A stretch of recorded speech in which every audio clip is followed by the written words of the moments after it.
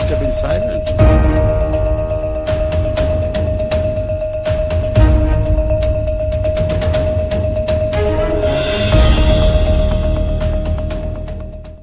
Hello everyone, very good evening to all of you. Welcome to Sri Ram's IS YouTube channel. This is your mentor Arzu Kakkar, where daily we used to have this session of news analysis. उम्मीद करती हूँ आप सब बहुत बढ़िया हो, खुश हो, स्वस्थ हो और आपकी तैयारी अच्छी चल रही है। आज है मंडे 4 दिसंबर। इम्पोर्टेंट आर्टिकल्स कवर करेंगे आज के दिन के जो भी एसोसिएटेड हैं।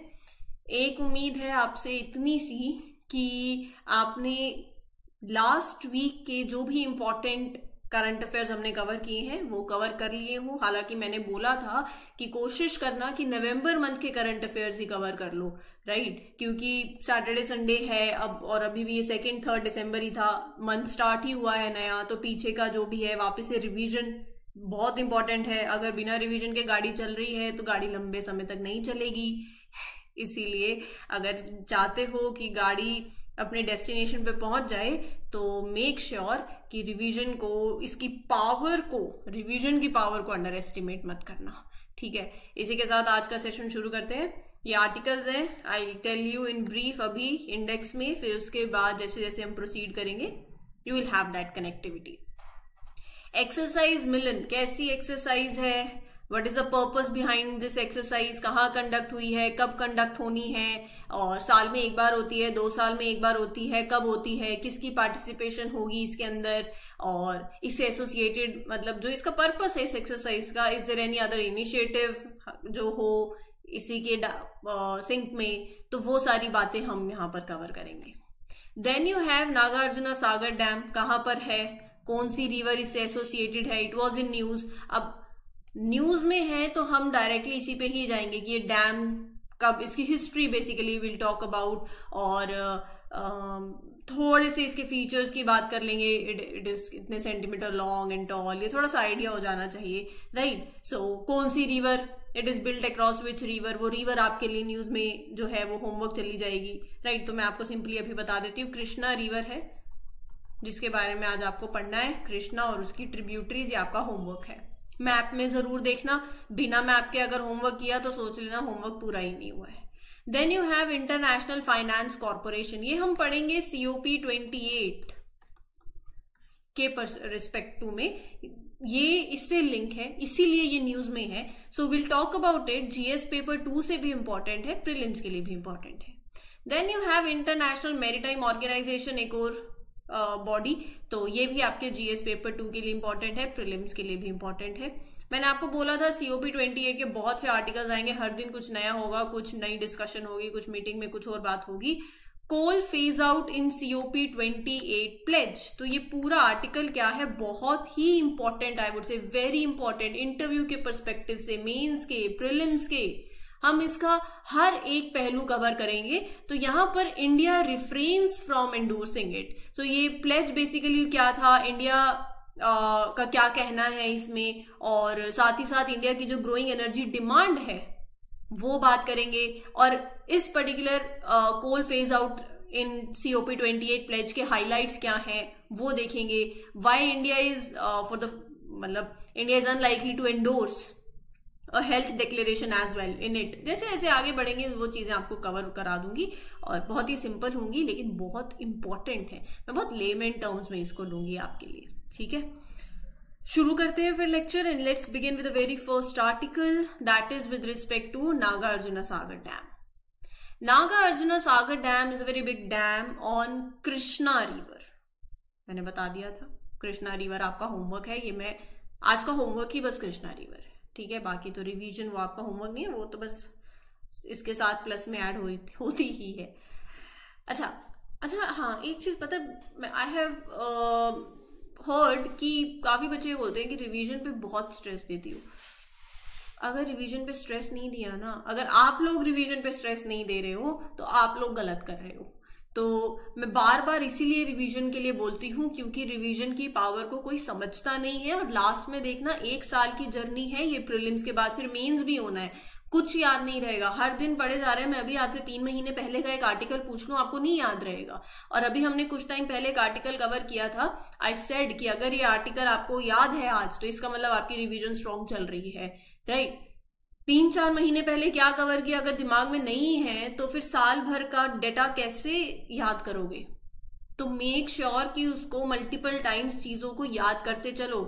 आगे चलते जा रहे हो, पीछे का भूलते जा रहे हो, तो कोई फायदा नहीं है। एट दी एंड पेपर में क्या आ जाए, कुछ आ जाए, कुछ ध्यान ही नहीं है तो उसका। और सबसे इंपॉर्टेंट ये जो बोलते हैं कि कुछ याद नहीं रहता है या लास्ट तक कैसे रिटेन करके रखें, तो only solution to the key of your every problem is revision. ठीक है, चलो अभी भी रिवाइज नहीं करोगे तो इससे ज्यादा मैं क्या ही बोलूं। नागार्जुना सागर डैम की बात करते हैं। It is a very big dam on the Krishna river which is shared by the states of Andhra Pradesh and Telangana in India. So recently what happened, Andhra Pradesh took control of half of this dam, and this action led to certain disagreement between, or you can say dispute between the neighboring states of, that is Telangana. Right, so that is why it is in news. इसके बारे में अभी ज्यादा बात ना करती हूँ, मैं सीधा डैम की बात करती हूँ जो हमारे प्रीलिम्स के लिए इंपॉर्टेंट है, बिकॉज इसको मैंने प्रीलिम्स पॉइंटर्स के पॉइंट ऑफ व्यू से आपके सामने रखना है अभी के लिए. Nagarjuna Sagar Dam is situated between Nalgonda district of Telangana and Guntur district of Andhra Pradesh. Very important. सवाल बन सकता है. Then as far as river is concerned, this dam is built on Krishna river. ठीक है. It holds the title of being the largest and the tallest dam in the world. It stands at a height of 150 meter tall and 1.6 kilometer long. हालांकि UPSC उसकी length और breadth और height ये सब नहीं पूछेगी, but थोड़ा एक idea तो लगना चाहिए. किसी भी तरीके से कभी इंटरव्यू में कहीं से भी कुछ भी पूछा जा सकता है. The dam gets its name from a nearby hillock and island known as Nagarjunakonda. Right, तो ये आपको पता होना चाहिए. यहां पर the area is named after an ancient Buddhist monk who once lived there. One of the main purpose is to provide water for irrigation, helping the farmers to grow crops. तो ये इसका पर्पस है. It's also design for generating hydro electricity, right, producing electricity using the power of flowing water, right? So it is also one of the earliest projects built in post-independence India for irrigation and hydroelectricity generation, right? So as far as the construction period is concerned, 1956 में ये start हुआ था, 1967 में it got finished, तो 11 साल लग गए इसको बनाने में. And the dam does two important things. It produces electric power that goes into the national power supply, और दूसरा it provides water for farming to how many districts? 5. Electric power के लिए, और दूसरा irrigation to 5 districts, Khammam district, Nalgonda, Guntur, Prakasam and Krishna. ठीक है, तो ये है. Now according to a law, that is Andhra Pradesh Reorganization Act made in 2014, the control and supervision of Nagarjuna Sagar Dam shifted to the state of Telangana. So this was about this dam. Next is your exercise, that is exercise Milan. The next edition is scheduled to be held in February 2024. ये आपके prelims के point of view से important है, यहां से सवाल बन सकता है. So this exercise is a special naval event that happens every 2 years. Annual नहीं है, बाई एनुअल है. Every 2 years it happens. So it's like a big training activity for navies, जहां पर where they practise, they work together. पहली Milan exercise 1995 में, sorry 1995 में it took place. So it has been happening for a long time. Initially सिर्फ 4 countries were a part of it. Indonesia, Singapore, Sri Lanka and Thailand. Indonesia, Singapore, Sri Lanka and Thailand. तो पहले सिर्फ 4 countries की participation थी, they were a part of it. लेकिन over the years the exercise became much bigger and it's now the largest exercise that is organized by India in terms of number of participants, right? अब क्या है, growth over time हुई है. So सवाल ये है कि why it is important. So Milan started with a policy, look east policy. India wanted to connect and work with countries to its east. फिर उसके बाद it expanded with act east policy and secure Sagar initiative. मैं Sagar initiative की बात करूंगी अभी आपके साथ. Security and growth for all in the region initiative. Right. So now it include not only the original countries. अब इसके अंदर क्या है, but it also there are other friendly foreign countries, so it's like a big team effort involving now many countries. So it happens every 2 years, and the next one is scheduled for February 2024. Now a meeting that is this mid planning conference for Milan 24 happened in October इस साल, and this like the meeting ताकि you make plan for the अगली exercise होने वाली है ना, तो definitely you have this Milan 24 planning. Last time they did this exercise off the coast of Visakhapatnam. More than 40 countries took part there. Now सागर की बात कर ही लेते हैं. सागर stands for security. अभी मैंने बताया था security and growth for all in the region. It's like a set of guidelines. It's like a plan that India came up कब with in 2015. It was introduced in 2015. Or it's like how it wants to work with its neighboring countries, especially in the Indian Ocean area. ठीक है. So Sagar has few main goals to make sure the countries around the Indian Ocean, they work together, they trust each other to keep the seas in that region safe, secure, to help the countries in that area to develop. और ऐसे तरीके से develop करो that is good for environment, that is good for the economy, right? So to strengthen the connection between the people from different nations through culture. Culture बहुत ज्यादा मायने रखता है, ये लोगों को कनेक्ट करके रखता है. And there are other various exchanges as well, right. So this is this particular exercise. Moving ahead with COP 28 से रिलेटेड. COP 28 मैंने बता दिया, conference of parties 28. It's a big meeting जहां पर कंट्रीज सब साथ में आती हैं. दे टॉक अबाउट कि कैसे we have to deal with climate change, और बाकी बहुत से डिस्कशंस और हाईलाइट्स और एग्रीमेंट्स और फंड्स आते हैं. नाउ एक टर्म आपको यहां पर देखने को मिलेगी, अलाइड क्लाइमेट पार्टनर्स. मैं इसके बारे में बात करूंगी. सिंपल टर्म्स में अभी बताऊं, एक ऐसा ग्रुप है ऑफ कंट्रीज या एक ऐसी organization that have teamed up to work together on climate related issues. पहली बात. दूसरी आपको एक टर्म मिलेगी that is international finance corporation. It's like a very big financial organization. क्या करती है? That helps with investments. कहां पर? In different parts of the world, especially in developing countries. So now climate financing venture, एक ये term भी है. They have decided to work together on climate financing venture. मतलब they want to invest money in projects that help fight climate change. So simple terms में at COP 28 meeting, a group that is called Allied Climate Partners, they teamed up with this corporation, International Finance Corporation, right, to invest $11 billion in project that will help fight climate change in developing countries. तो एक तरीके का joint effort है to make a positive impact on the environment. तो हम आज corporation के बारे में बात करेंगे और Allied Climate Partners. Context I think clear हो गया हुआ है, क्लियर हो चुका है, because Allied Climate Partners joined the corporation in a climate financing venture to try generate $11 billion in investment. Now let's talk about Allied Climate Partners.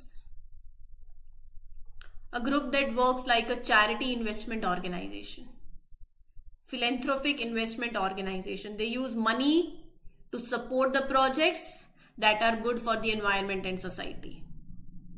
Mission क्या है इनका? मेन गोल क्या है? To increase the number of projects, businesses ऐसे जो कि climate के लिए they are good for. They want to make sure कि ऐसे projects not only help the environment but also have a positive impact on the country, on the economy, on the society basically.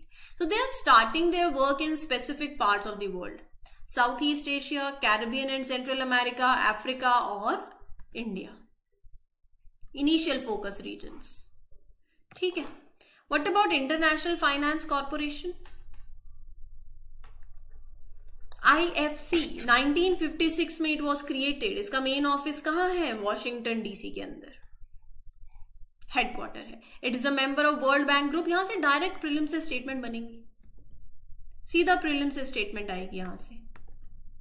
It is a part of world bank group. Yes, इसका मतलब it works closely with other organisations also.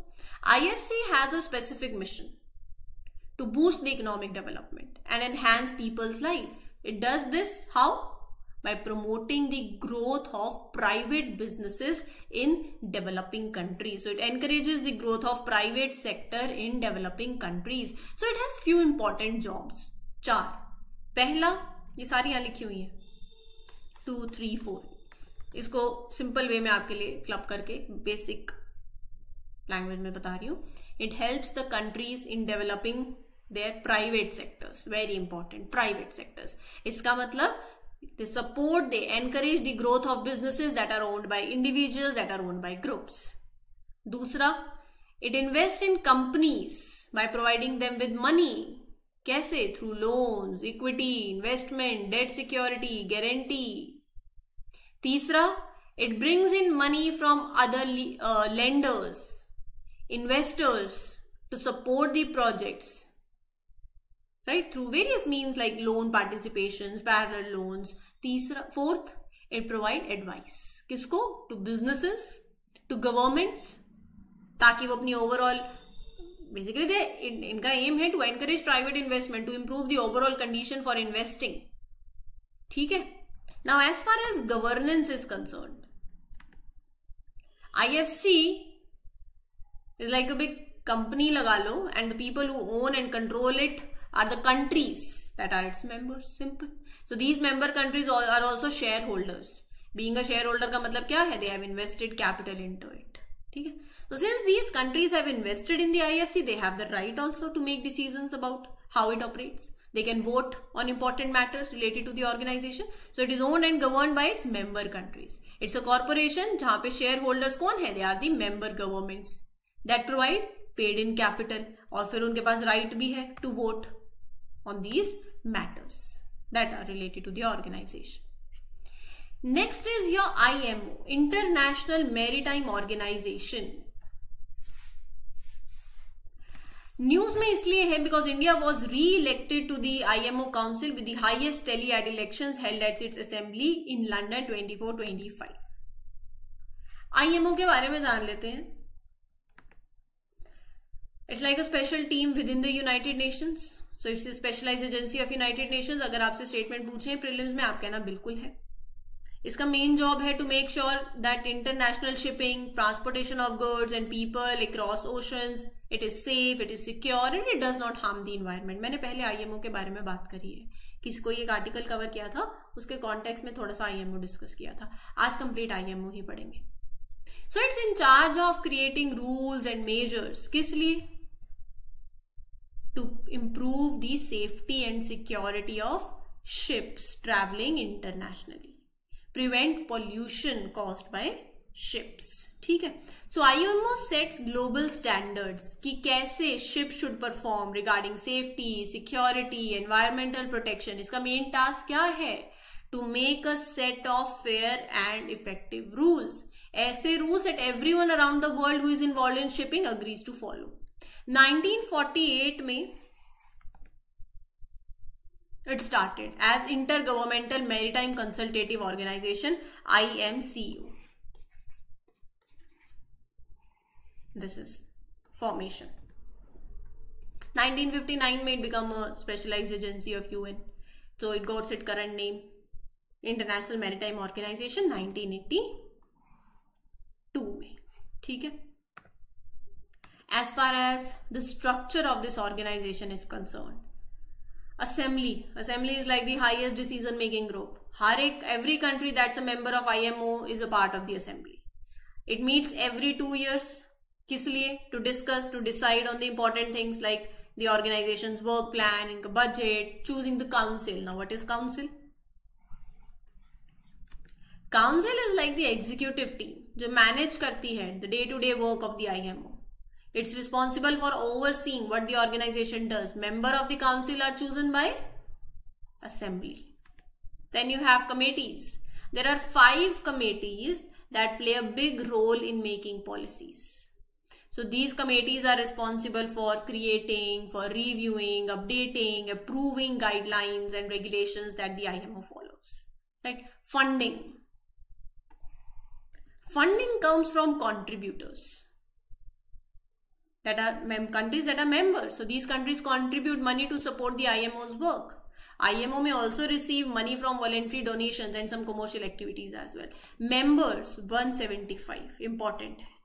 Headquarter London में, important है. ठीक है. Next is your coal phase out in COP28 pledge. India refrains from endorsing it.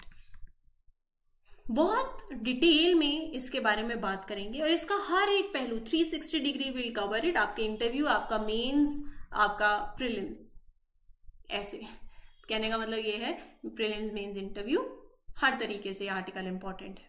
Now let's break down this information in very layman terms. I will discuss renewable energy projects के बारे में सबको पता है. Many countries talked about a promise, क्या, to triple the world's renewable energy capacity. Solar power की बात करते हैं, विंड पावर की बात करते हैं कि हमें इसको, वी हैव प्रॉमिस कि by 2030 will triple the world's renewable energy. Now India choose not to sign, or you can say not agree to this promise, because the plan also talked about कि you have to gradually stop the use of coal. That is a significant source of energy in India. So the draft text, मतलब आप ऐसे लगा लो, coal phase out issue की बात कर रही हूँ. So early version of this plan included a suggestion कि ऐसे करो, we reduce the use of coal. कि देखो, India relies on coal for a big part of its energy अभी भी, and they were not comfortable agreeing to reduce it as quickly as mentioned है.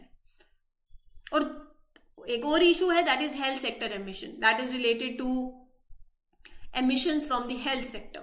It's expected that India might not agree to a statement about health because it could involve commitments to lower emissions from the healthcare industry as well. Right? Simple terms में India didn't agree to a global promise to triple the renewable energy by 2030. इसके पीछे का main reason ये है that the plan mentioned we need to reduce the use of coal, जो कि India की energy के लिए बहुत ही वाइटल है अभी.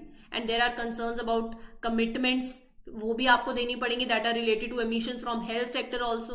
India is being very cautious about agreeing to these things, क्योंकि ये उनकी हेल्थ केयर इंडस्ट्री, उनकी एनर्जी सोर्सेज पे इंपैक्ट डालता है. सवाल ये आता है कि why India will continue to rely on coal. हम तो चाहते हैं कि कोल खत्म हो इन द सेंस, हम कभी नहीं चाहते कोल खत्म हो. हम ये चाहते हैं कि कोल पे डिपेंडेंट नहीं रहे. क्लाइमेट चेंज के चक्कर में वी आर टॉकिंग अबाउट कि कोल पे डिपेंडेंसी खत्म हो, और we are transitioning towards renewable energy also. लेकिन एक बात और है, India plans to continue relying on coal despite expanding the renewable energy sources, क्योंकि अभी currently we have an increasing power demand.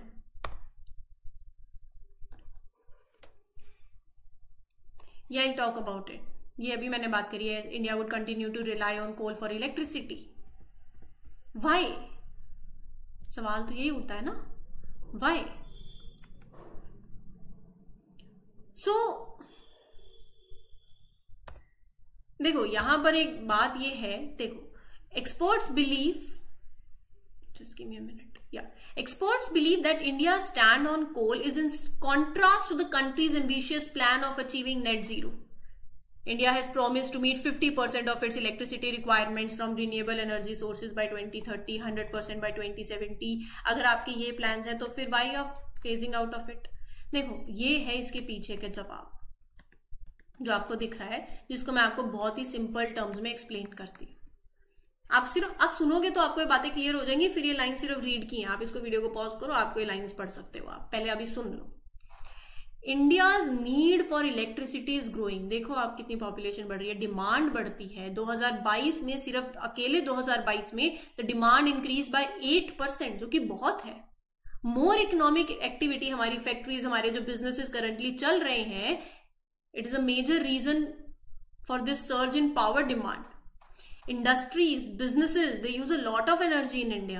Industrial use, commercial use. So there are big customers for electricity. About a quarter of India's power is used in homes. More than 1/6 is used in agriculture. Right now significant portion of India's energy जो हम लगा रहे हैं ये कहां से आ रही है? It is coming from coal. It's a reliable source that has been used for a long term to generate electricity. हाँ, India does have big plans for renewable energy. We have this to get 50% of their electricity from renewable sources by 2030. लेकिन in the meantime, we are depending on coal. We are on coal to meet. देखो, immediate जो आपकी needs है और जो आपकी जिस तरीके की फास्ट ग्रोइंग एनर्जी नीड्स है, we are dependent on coal. Long term solutions हैं, डेफिनेटली हैं कि हम चाहते हैं ट्रांजिशन, लेकिन आप कहो कि सब खत्म कर दो तो वो नहीं होता. देखो, ट्रांजिशन भी स्मूथ होता है. जब हम ईवीज की भी बात करते हैं, लोगों को भी अडॉप्ट करना रहता है. चार्जिंग स्टेशन चाहिए, पूरी इंडस्ट्री को वहां से वहां लेकर जाना रहेगा. यहाँ पे लोग हैं जो एम्प्लॉयड हैं, उनको वैसी स्किल्स दें कि कल को जब ऐसी इंडस्ट्री खुले तो वो वहां पर एम्प्लॉय हो पाए. सो ट्रांजिशन ऑलवेज इज स्मूथ. और आपकी करंट एनर्जी डिमांड है. According to International Energy Agency, India is expected to have the most significant growth in energy demand globally over the next 30 years. कोल पे डिपेंडेंसी है, इसको deny नहीं किया जा सकता. इंडिया हैज अ सिग्निफिकेंट, मैं अगर आपको कोल की ओवरऑल बात करूं, कोल पे डिपेंडेंसी की मोर देन मतलब you can most of the India's power, about 75% it comes from fossil fuels, primarily coal. देखो, चाहे आप विंड की बात करो, सोलर पावर की बात करो, रिन्यूएबल्स की बात करो, रिन्यूएबल एनर्जी अभी के लिए करंटली हम बोले एकदम से ट्रांजिशन हो जाए, नहीं हो सकता. We can not too much rely on it as well, right. To make up for this variability of renewable energy, India needs a lot of battery storage. Challenges हैं, this can be expensive also, right. India is working on increasing the use of renewable energy. But it's currently a small part of the total.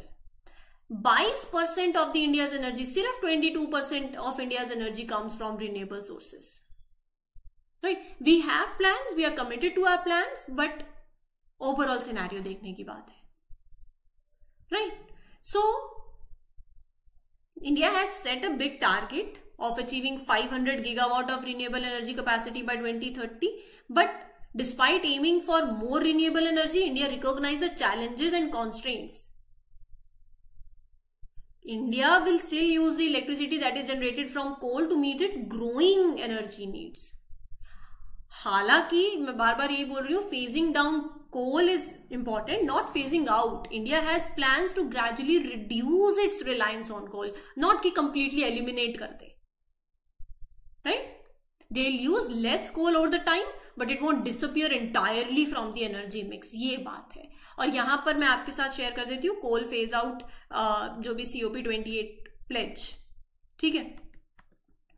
The main promise during COP28 was about increasing renewable energy worldwide. The goal was to triple the global capacity of the renewable energy by 2030. Right? India had already supported this idea of boosting the capacity. And the pledge talked about stopping the use of coal and not making new investments in the coal sector. India didn't agree to this part of the pledge. They couldn't commit कि they will end the fresh investments in coal and they will phase out its use. ये बात है. This particular pledge was not the part of official COP discussions. It was more of an initiative by the host country to build partnership on specific topics. ठीक है. So this is the scenario. रही बात health declaration की, हाँ एक वो भी important है. India is unlikely to endorse a health declaration as well. So for during COP there was a day that was dedicated to health and a declaration was made emphasizing the impact of climate change on human health. So it called for an urgent action to address these impacts. India is hesitant to endorse this health declaration because the text talks about reducing emissions from health sector and assessing greenhouse gas emissions from the health system. Right? So, this is the scenario. India tends to stay away from such initiatives, and especially if they touch on such sensitive issues as well, because participating in such initiatives will impact India's negotiation positions also in official climate change talks. Right? So this is the whole scenario. उम्मीद करती हूँ आपको ये clear हो गया हो. In case there is any doubt, you can let me know. This is your mentor Arzoo Kakkar signing off for today. We'll meet you tomorrow with other important articles. Till then, take care. Good luck, good wishes, happy learning, all the best. Thank you.